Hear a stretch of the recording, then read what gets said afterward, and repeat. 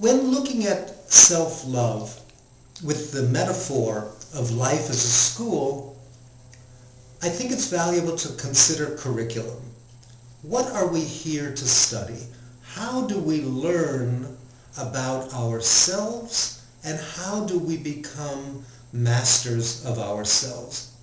This is a very, very deep and difficult question, and I'm going to read from my book a short chapter on curriculum to give you a general sense of what the curriculum of life is all about. Chapter 7. I felt as though my parents programmed me during my childhood like a computer, with limited knowledge of the Mac they were working on. Their understanding of human hardware, my body, and my heart, my software, were limited by the spiritual age they came from.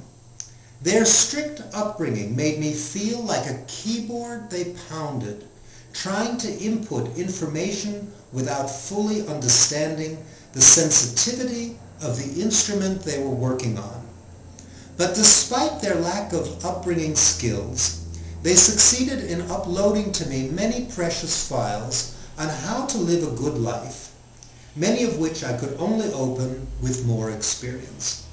My resentments towards my parents not only emanated from all the ways they programmed me badly, and the ways they didn't program me at all.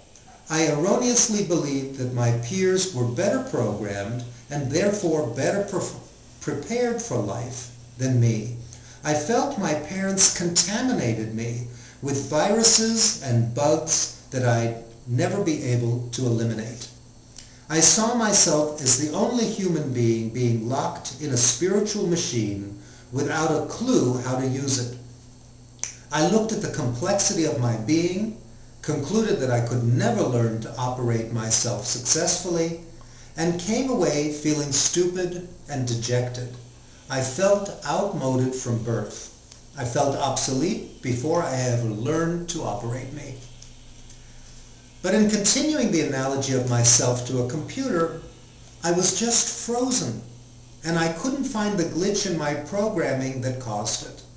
I couldn't find a way to access the technology in my heart. I could only understand the world rationally.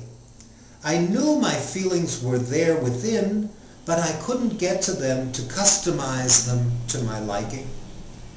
My parents taught me what they could with the emotional skills they'd amassed from their generation, but they communicated with me as though I were a radio.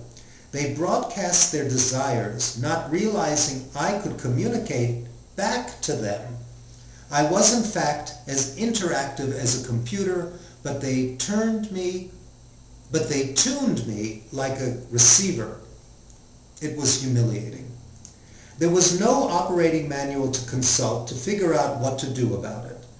Granted, my parents knew no better. I simply had to work harder to upgrade my spiritual skills myself. I should have realized that the generation after me might someday judge me as simplistic and outdated too. New and improved could be said of every generation. So, as frustrating as it was to crash emotionally as often as I did, it was my job to find out why and fix it. That's what adults do. I needed to become the spiritual IT administrator of my life. There was no one else who was going to get inside and fix me for me. My spiritual education began by treating myself like an appliance. I unconsciously used me without appreciation. It was no surprise I fell into the trap of letting others treat me sexually, socially, and professionally like a machine, there for their benefit. I had an equally cavalier attitude about myself. I was an appliance that could change its mind, but I couldn't change my feelings. I could only enjoy them or mask them. I built a firewall within to insulate me from feelings I didn't like, and then forgot the password to my heart forgot that the password to my heart was joy. My teacher may have donated the hardware, but my mother was the first and foremost developer of my software. She uploaded many of the programs into me that would run me for the rest of my life. I cut and pasted many of the ways she felt into me. I not only copied her behaviors, I copied her feelings. But I couldn't admit to anyone how much I felt like she did. I didn't want to feel like a girl, so I did the opposite of what she did, just to mask how similar we were. I was bugged. I was broken. I was down. I was the glitch in my system. I was corrupted.